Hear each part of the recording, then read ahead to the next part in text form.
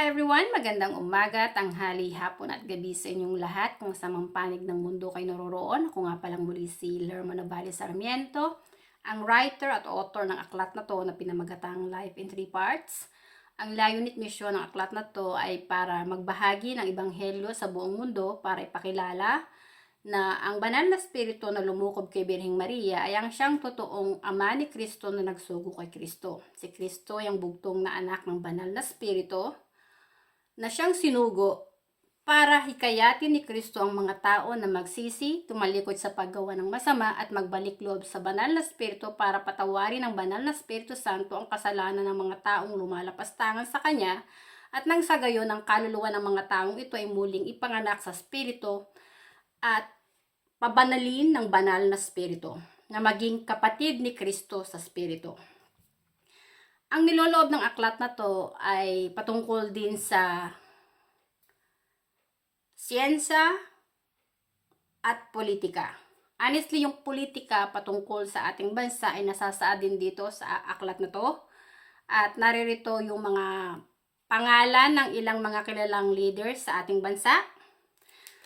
Gusto kong ibahagi sa inyo na narito yung pangalan ni Juan Ponce Enrile, ni Fidel Valdez Ramos, dating late President Ferdinand Marcos, si Cory Aquino, si Tatay Digong at Leni Robredo. Para patotoo, ipakita ko sa inyo ang katotohanan na narito'y talaga yung pangalan nila. Ang pangalan ni Juan Ponce Enrile, pangalan ni Fidel Valdez Ramos, dating late President Ferdinand Marcos, pangalan ni Cory Aquino, naririto, pangalan ni Tatay Digong, President Rodrigo Duterte, at pangalan din ni Leni Robredo. Leni Robredo. Ang aklat na to ay kalat na sa iba't ibang panig ng mundo at itong aklat na to ay na-publish noong February 26, 2021. So almost 3 years na to na na-publish ng publisher ko. At itong aklat na to ay kalat na rin sa iba't ibang panig ng mundo. Kung i-google nyo ang title ng aklat na to na Life in 3 Parts by Lerma Novales Sarmiento, makikita nyo kalat na talaga to. At ang topic ko ngayong araw na to ay patungkol sa mga ICC leaders. Sinabi ni Kristo na suriin nyo ang bawat espiritu. At sinabi rin niya na mag-ingat sa mga bulaang propeta sapagkat maraming mga bulaang propeta ang gagamit ng kanyang pangalan, ngunit ang puso nila ay sa halimaw at makikilala nyo sila base sa kanilang mga gawa. Ang topic ko ngayong araw na to ay patungkol nga sa ICC. Sino ang ICC? Para pakinggan mo at paniwalaan mo. Gusto kong ipabatid sa inyo ang katotohanan na dito sa mundo natin ginagalawan, may dalawang espiritu na naglalaban. Ang espiritu ng katotohanan at ang espiritu ng kasinungalingan, ang espiritu ng kabutihan at ang espiritu ng kasamaan, ang espiritu ng liwanag at ang espiritu ng kadiliman. At bilang isang tinawag ng Banal na Espiritu Santo na magsalita patungkol sa Kanya at magbahagi ng katotohanan, gusto kong gisingin ang diwa ng mga kababayan ko sa ating bansa para makita nyo yung katotohanan. At nasasaad sa banal na kasulatan, if you know the truth will set you free. Gusto kong ibahagi sa inyo, na sinabi ni Kristo na templo ng banal na spirito ang katawan ng bawat tao. At tayong mga tao hindi nabubuhay dahil sa tinapay lamang. Gusto kong ipabatid sa inyo ang katotohanan na si Kristo ay buktong na anak ng Espiritu Santo na siyang lumukob kay Birheng Maria. Ang katawan ni Kristo ay templo ng banal na spirito at ang mga salita at karunungan ni Kristo ay nagmula sa banal na spirito na nanaan sa katawan niya na parati niyang kasama. Sinabi ni Kristo na kung kilala niyo ako, kilala niyo na rin ang Ama. At ngayon nga ay nakita at nakilala niyo na siya. Gusto kong ipabatid sa inyo ang katotohanan na ang Ama ni Kristo ay Espiritu at hindi tao. Ang banal na Espiritu na lumukob kay Birheng Maria ay ang siyang totoong Ama ni Kristo na nananahan din sa katawan ni Kristo. Yung katawan ni Kristo, banal na sagradong tahanan ng banal na Espiritu. At ang nagpapako at nagpapatay kay Kristo sa krus ay mga pare. Yung mga pare, mga bulaang propeta yan. Hindi sila naging kaysa ni Kristo na sinasamba ang Espiritu Santo na siyang Diyos at amang espiritual na nagbibigay ng buhay sa sarili nila dahil ang puso nila ay nasa demonyong si Satanas. Wala sa banal na Espiritu. Gusto kong ibahagi sa inyo ang katotohanan patungkol sa kasaysayan ng ating bansa para maliwanagan kayo at makita nyo yung totoo. Na ang labanan dito sa mundo ay hindi laban sa laman at dugo, kundi laban sa mga espiritong masasama na silang mga kampo ng kadiliman na silang naghahari-harian dito sa ating mundo. At sa Ephesians chapter 5 verse 11, nasa sa doon, take no part in the unfruitful works of darkness, but instead expose them. So ako bilang isang tinawag ng banal na spirito, na maging tagapagsalita niya para ipahayag ang katotohanan na siya lang yung nag-iisang amang espiritual, na banal at Diyos na dapat nating sambahin sa ating katawan dahil templo ng banal na Espiritu Santo ang ating katawan. At ang Espiritu Santo lang ang siyang nag-iisang Diyos na may gawa ng buhay nating mga tao. Ay ang siyang Alpha at Omega. Gusto kong ibahagi sa inyo na ang totoong pangalan ng ating bansa ay hindi Pilipinas kundi Maharlika. Ipinahayag sa akin ng banal na spirito at itong ipinahayag sa akin ng banal na spirito ay itinuro din sa eskwelahan nung ako'y bata pa sa bika at kultura. Ipinahayag na ang pangalan ng ating bansa nung una pa man ay Maharlika. Ang ating bansa ay naging sentrong pangkalakalan na pandaigdigan. At marami tayong mga karatig bansa na taga iba't ibang nasyon ang pumupunta noon sa ating bansa para makipagpalit-kalakal at ang tawag noon sa pakikipagpalit-kalakal ay barter. Lumipas ang mahabang panahon, itong isang malalayag na si Ferdinand Magellan ay napadpad sa ating bansa at itong si Ferdinand Magellan ang nagdala ng relihiyong Romano-Katoliko at ng rebulto ng Santo Niño. Ito yung babala ni Kristo. Mag-ingat sa mga bulaang propeta na gagamitin ang kanyang pangalan ngunit ang puso nila ay sa halimaw at makikilala mo sila base sa kanilang mga gawa. Honestly, ang relihiyong Romano-Katoliko na dinala ni Ferdinand Magellan ay kulto ng Satanismo at ng Antikristo na lumalapastangan sa Espiritu Santo. Ang katuruan dyan sa Roman Catholic, yung doktrina nila ay sumasalungat sa katuruan ni Kristo. Sa katuruan ni Kristo, kung babasahin mong Biblia, wala kang makikita diyang patungkol sa Holy Catholic Church. Walang nasasaad sa banal na kasulatan sa Biblia na patungkol sa Holy Catholic Church. Kahit balik-baliktarin mo yung Biblia, wala kang makikita dyan. Si Kristo walang itinuro na magrosaryo ka. Katuruan yan ng mga bulaang propeta na sumamba sa mga rebulto, santo-santuhan at Diyos-Diyosan. Si Kristo, ang pinapahayag niya ay ang banal na spirito lang. Ang siyang dapat mong kilalanin na iyong amang espiritual na nanasa katawan mo. Ang siyang iyong Diyos na nagbibigay ng buhay sa iyo. Yung mga rebulto, santo-santuhan, rosaryo, mga inukit lang yun sa kamay ng mga tao. Inukit sa bato at saka sa kahoy. Wala yung kakayahang magbigay ng buhay o lumikha ng buhay. Ang banal na Espiritu Santo ang nananaan sa katawan nating mga taong siyang nagbibigay ng buhay sa ating mga tao at hindi itong mga rebulto, santo-santuhan, lalong hindi ang mga pare, hindi yung mga bulaang propeta.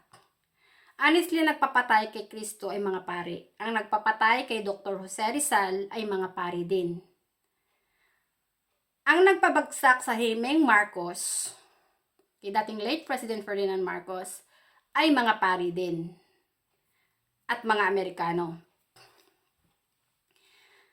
Ngayon, sa mundo natin ginagalawan, si Tatay Digong ay pilit ibinababa at idinadown ng kanyang mga kaaway. Pero dahil templo nga ng Espiritu Santo ang bawat katawan ng tao, kilala ng Espiritu Santo kung sino yung kanyang mga tupa na nakikinig sa kanya, na nagpapahalaga sa kaluluwa ng kanyang kapwa. Gusto kong ibahagi sa inyo ang katotohanan, yung ICC, bago kayo makialam sa politika dyan sa aming bansa, dapat nagsaliksik muna kayo sa kasaysayan ng aming bansa para hindi naman kayo mga mukhang tanga na walang alam. Gamitin niyo yung utak nyo ha, bago kayo manghimasok sa politika ng ibang bansa. Eto, kayong mga ICC leaders, kayong mga dilawan, na mga pinutukan kayo ng lintik, makinig kayong mabuti. Ang bansang Maharlika ay sinakop ng mga bulaang propeta ng Romano Katoliko na dinala ni Ferdinand Magellan. Ang relihiyong Romano Katoliko ay nanggaling yan sa Espanya. Dahil yung Judas na si Ferdinand Magellan, isang utusan yan ng hari ng Espanya. Sinakop ng mga Espanyol ang ating bansa dahil nalinlang tayo ng mga bulaang propeta ng Roman Catholic.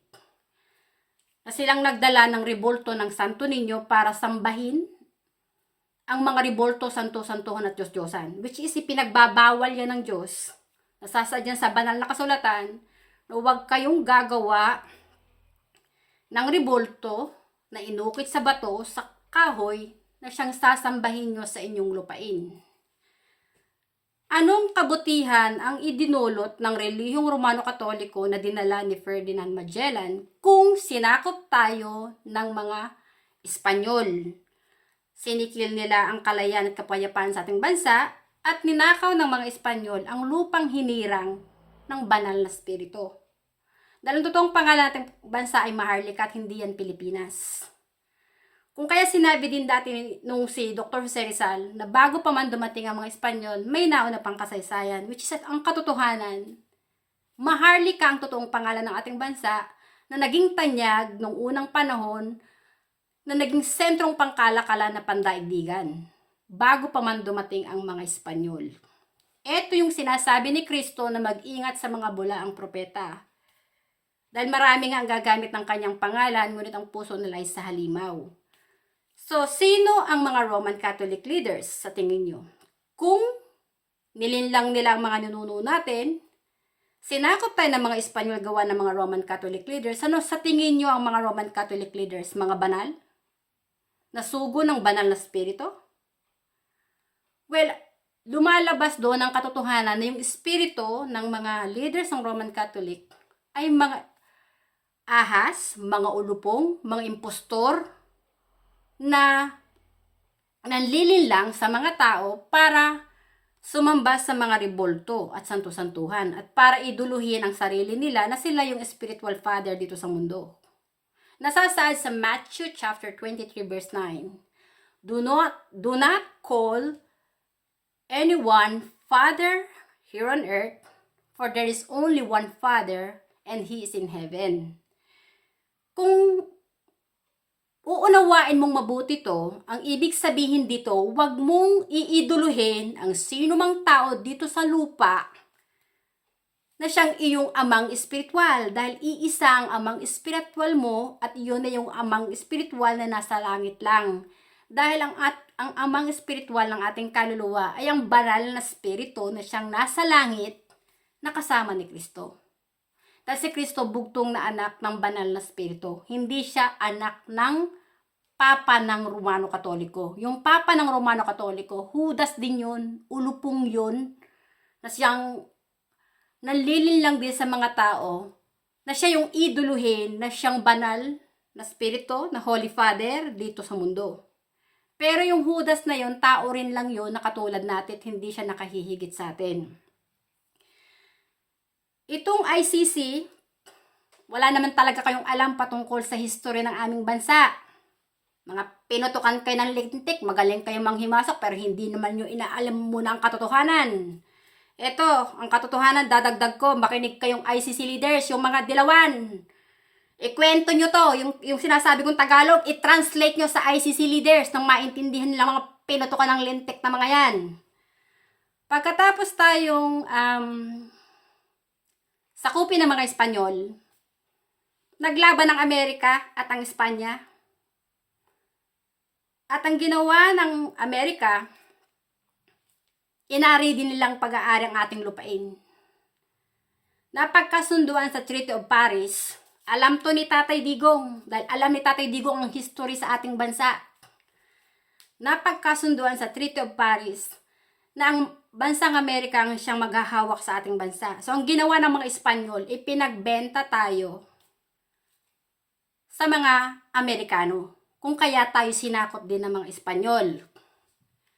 So, sinikil ng mga Espanyol at ng mga Amerikano ang kalaya at kapayapaan sa ating bansa. Kasi minamanipulan nila ang mga tao at ang politika sa ating bansa. So, itong mga Roman Catholic leaders at mga Amerikano ay mga ulupong na silang nanakop sa ating bansa.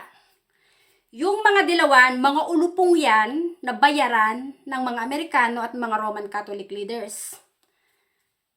Hindi sila naging kaysa ni Kristo na sumasampalataya at umiibig sa Espiritu Santo na naglalakbay sa Espiritu at katotohanan. Ang Espiritu Santo, yung banal na Espiritu na siyang Diyos na nagbibigay ng buhay sa atin, ay ang siyang Espiritu ng katotohanan at Espiritu rin ng katarungan.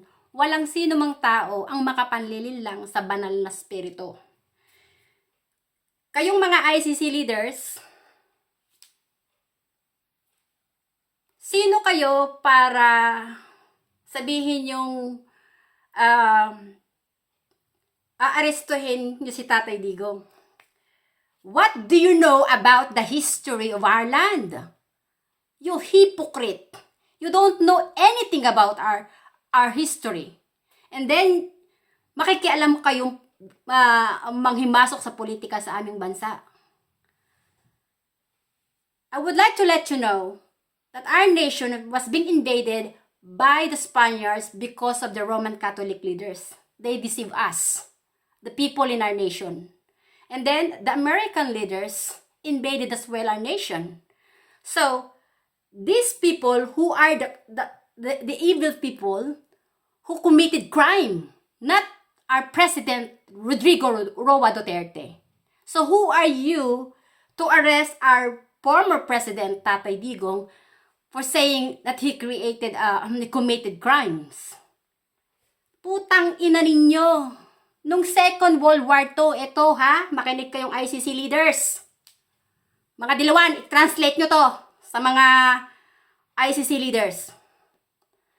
Nung World War II, pagkatapos na ang mga kaguluhan na nasakop na kami tayo ng mga Espanyol at ng Amerika, di ba pinasabog ng Japan ang Pearl Harbor noong 1941? Putang ina ninyo, kayong Roman Catholic leaders, American leaders, at kayong ICC. Hindi nyo ba alam to? Ang ginawa ng mga Amerikano, ginawang allies ang ating bansa. At yung putang inang si Douglas MacArthur pumunta sa ating bansa para sabihin siya ay tutulong para suportahan ang mga tao sa ating bansa. Putang ina, kayo'y mga bulag. Hindi nyo nakikita ang katotohanan. Nanilin lang tayo yung muli ng Amerika. Sinakop tayo ng Amerika. Pagkatapos tayong sakupin ng mga bulaang propeta na nagmula sa Espanya na nagnakaw ng ating lupa. Then noong 1941, nung nagkaroon ng labanan ang Hapon, ang mga Hapon at ang Amerika, pumunta ang Amerikano sa ating bansa para linlangin yung mga ninuno natin, yung mga tao sa ating bansa, para palabanin mismo sa Hapon. Yung ating bansa, ginawang battlefield ng Amerika. Yung mga tao sa ating bansa ang pinalaban ng mga Amerikano sa mga Hapon.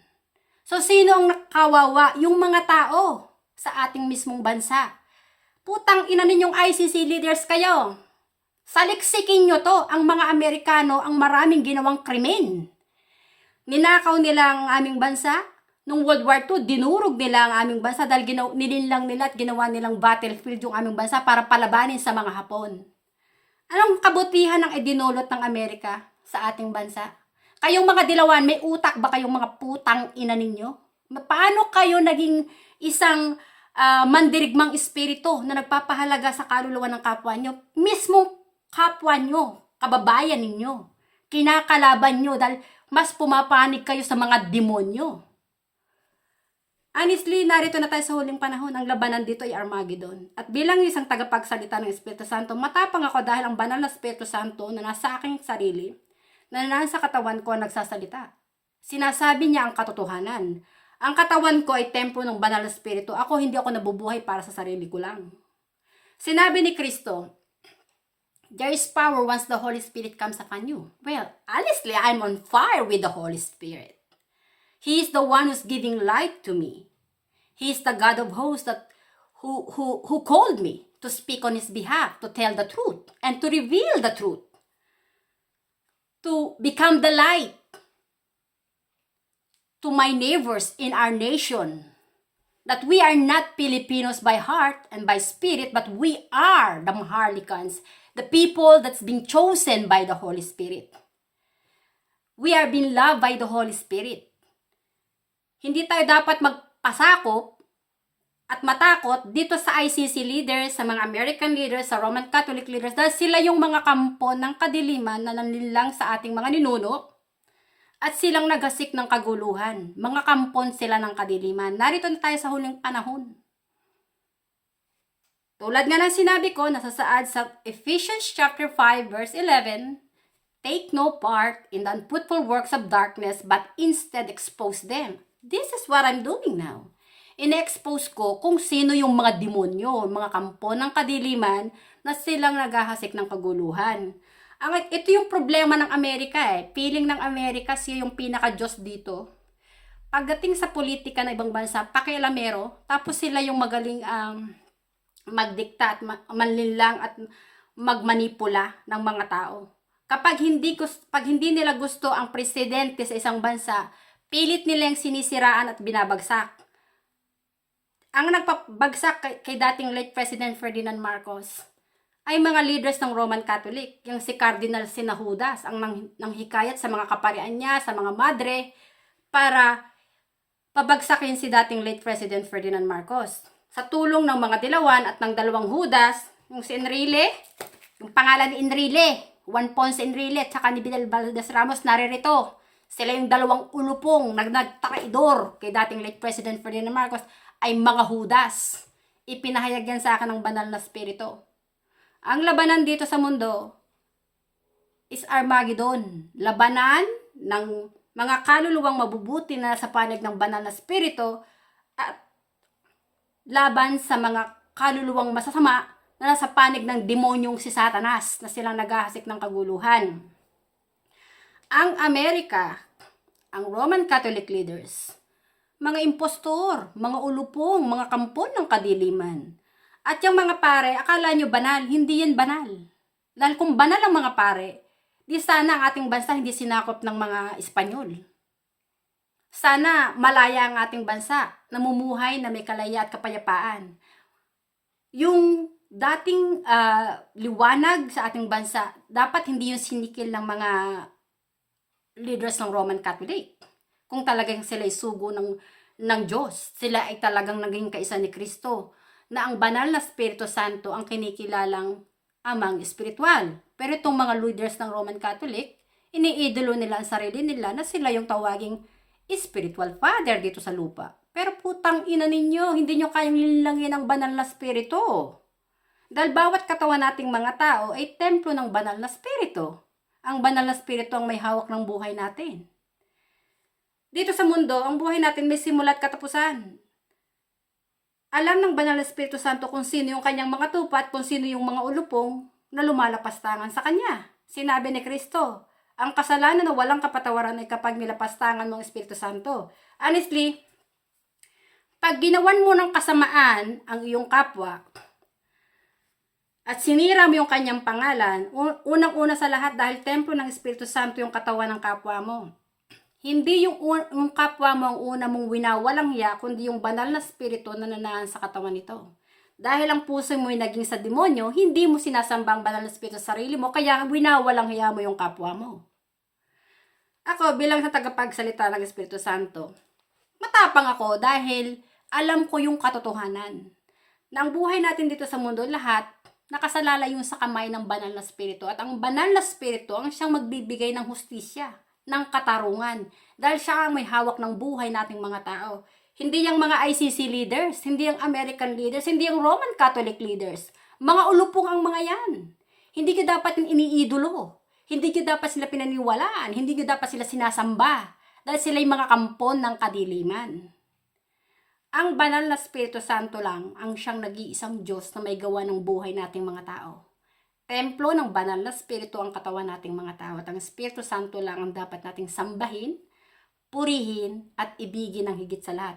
Na siyang dapat nating katakutan. Dahil ang Espiritu Santo, kaya niya tayong patayin at kaya niya tayong itapon ng ating kaluluwa sa impyerno kapag hindi tayo pinatawad ng banal na Espiritu at hindi tayo kinilala ng Espiritu Santo na anak niya.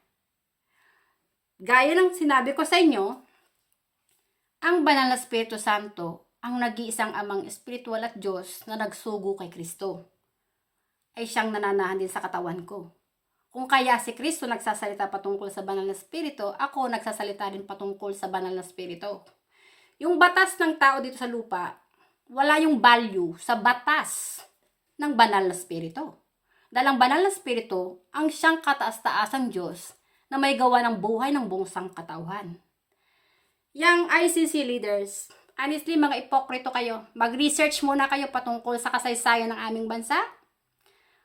At kung uusigin nyo si Tatay Digong, well, itong sinabi ko, pag nilay-nilayan nyo. Ang Amerika ang magnanakaw, diktador, at pakilamerong numero 1 sa politika. Secondary, naging kasama nila yung mga Roman Catholic leaders kasi ang mga Roman Catholic leaders, gusto sila yung iniidolo dito sa mundo. Na sila yung dapat sundin at hindi ang Pangulo. Sorry. Honestly, yung si Bongbong Marcos, wala yung common sense. Wala yung bayag.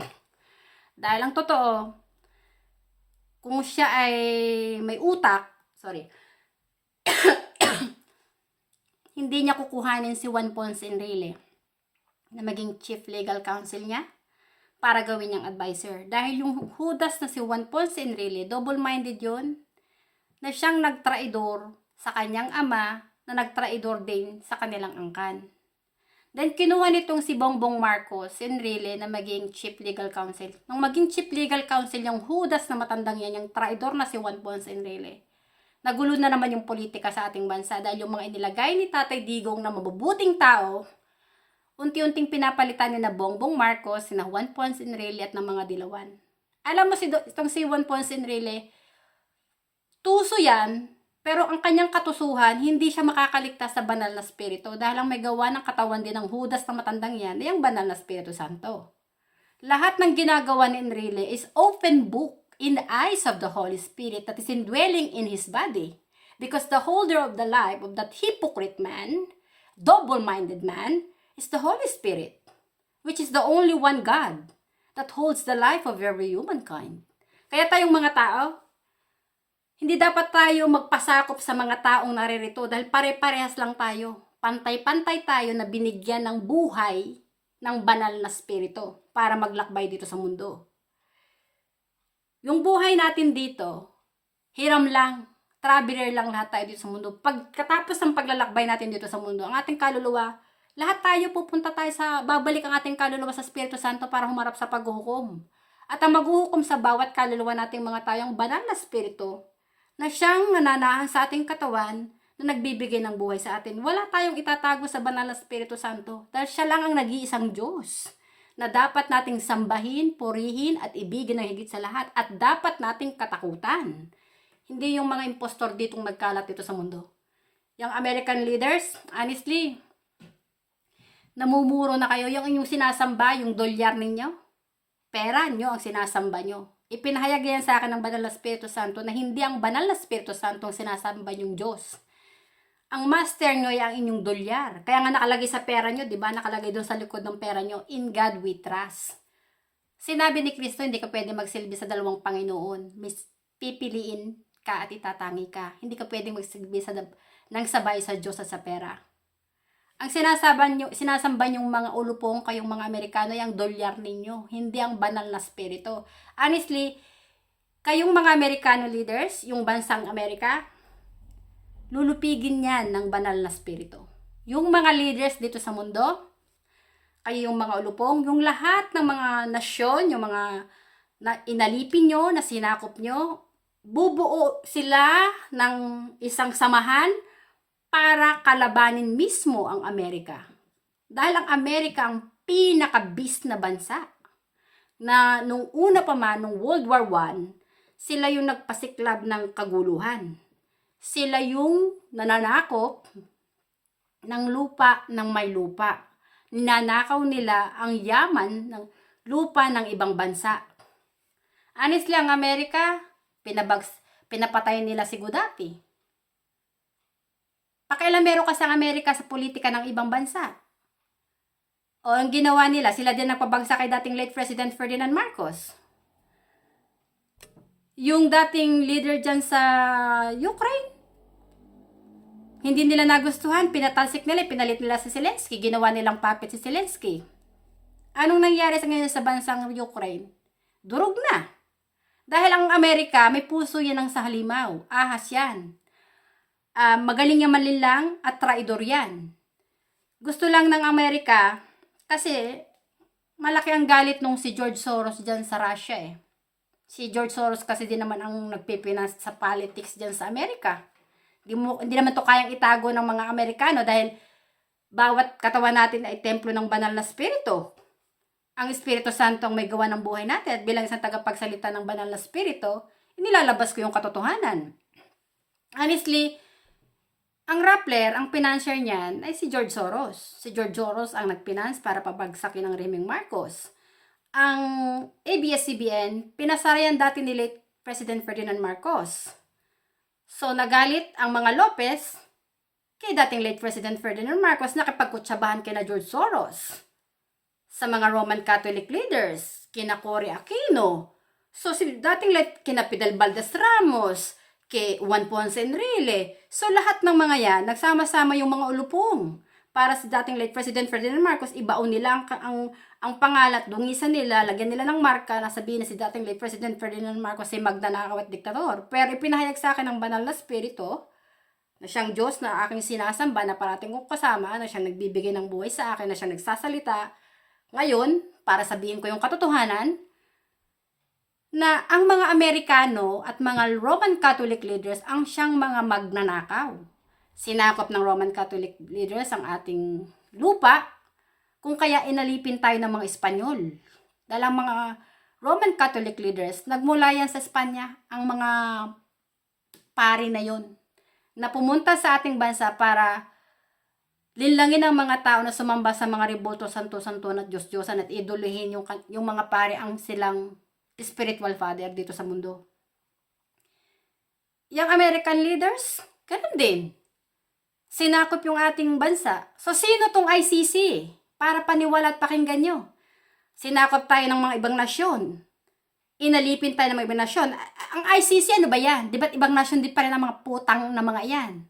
So, sino sila para usigin ang ating Pangulong, dating si Tatay Digong, para ipahuli ng ICC? Sinong ICC?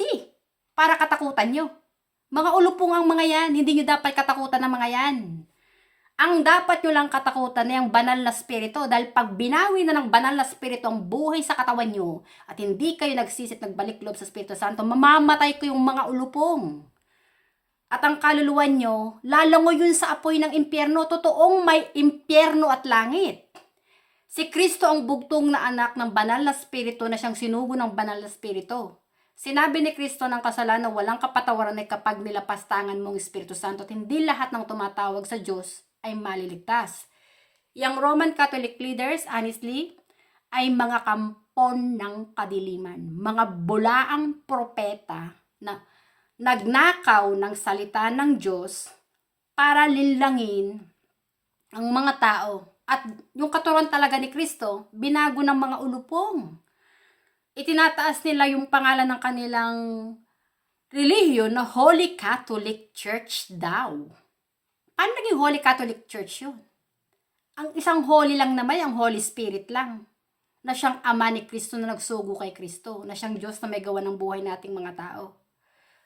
Wala namang talagang itinuro si Kristo, sambay mo si Maria na ina ng Diyos. Ang tawag ni Kristo kay Maria ay babae lang. Pag sinabi mo si Maria ay ina ng Diyos, nakahihigit pa siya sa ama ni Kristo. So nilalapastangan mo yung ama ni Kristo na siyang banal na spirito na lumukob kay Birheng Maria. Na siyang pumili kay Birheng Maria dito sa lupa para kay Birheng Maria ipanganak yung katawan ni Kristo para si Kristo magkatawang tao. Ang mga Roman Catholic leaders, ang mga Amerikano ay mga ulupong, mga kampon ng kadiliman, dalawang malaking ahas na nanilang sa ating mga ninuno na lumingkis sa ating bansa kung kaya nawala yung liwanag, kalayaan at kapayapaan sa ating bansa. Ito yung katotohanan. Tinawag tayong lahat para maging liwanag at asin dito sa mundo para magpahayag ng katotohanan. At bilang sa tinawag ng banal na spirito na maging tagapagsalita niya, tagapagsalita ni Kristo, ito yung katotohanan. Ipinapahayag ko ng totoong pangalan ng ating bansa ay Maharlika at hindi Pilipinas. Naging Pilipinas lang yan dahil binura ng mga Espanyol ang pangalang Maharlika at pinalitan ng pangalang Pilipinas na isinunod doon sa Judas na hari ng Espanya na si Philip II, kaya naging Pilipinas ang pangalan ng ating bansa. Iyan ang nasasaad sa kasaysayan ng ating bansa. Itong mga ICC leaders, wala itong alam patungkol sa kasaysayan ng ating bansa. So bakit kayo magpapalinlang, magpapauto sa mga ICC leaders? Which is, they don't really know about the history of our land. Gisingin nyo ang inyong mga kaisipan at ng inyong kaluluwa ay bumangon sa libingan nang hindi kayo nagiging patay ang inyong buhay espiritual. Dahil mga taong patay ang kanilang buhay espiritual, mga tulog sila, wala silang alam patungkol sa katotohanan. Patay ang kanilang buhay espiritual, patay pa ang kanilang kaalaman patungkol sa kasaysayan ng sarili nilang bansa. Kung kaya, wala silang alam. Tapos yung mga tao na tanga, dahil gawa ng pera, nabibili ng pera ang kanilang kaluluwa ng mga Amerikano at ng mga leaders ng Roman Catholic, nagpapabayad sila, nagpapagamit sila dahil yung mga taong yun, mga ulupong din. Nakampo ng kadiliman na si Satanas ang sinasamba, hindi ang banal na spirito. Maraming salamat sa inyong pakikinig at hanggang sa muli. Tatay Digong, huwag kang matakot na sa panig mo ang banal na spirito at hindi kanya pababayaan. Susuguin niya ang kanyang mga anghel para protektahan ka at ilabas ang katotohanan. At bilang isang tagapagsalita ng banal na spirito na siyang sinugo niya para ipahayag ang katotohanan, ang banal na Espiritu Santo ang siyang ating Diyos na dapat nating purihin at sambahin. Yung mga pare, hindi dapat talaga kayo, tanggalin nyo yung mga abitin, yung mga pinutukan kayo ng lintik. Hindi kayo mga banal, mga ulupong kayo. Tanggalin nyo yan. Dahil bilang na mga araw nyo, dahil ang banal na Espiritu Santo, sa oras na binawi na yung buhay nyo, sinasabi ko sa inyo, todas lahat kayo. At doon sa sinasabi ni Kristo patungkol sa parables about the weeds, nang sinabi ng anghel na naghasik ng kabutihan ng Panginoon, puros kabutihan lang. And then, dumating daw yung demonyo at naghasik din ng masasamang damo. Yung mga masasamang damo ay yung mga kaluluwang demonyo na naging kaisa ni Satanas. Na silang nanlilinlang at nanggugulo dito sa mundo.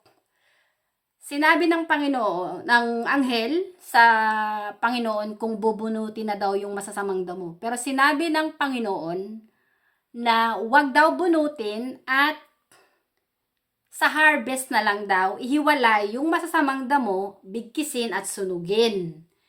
Yung mabubuting damo, mabubuting bunga ay ilagay sa kanyang kamalig. Yun ang sinabi ng Panginoon. Honestly, ang banal na Espiritu Santo ang siyang Diyos na siyang maghuhukom sa bawat kaluluwa ng bawat tao.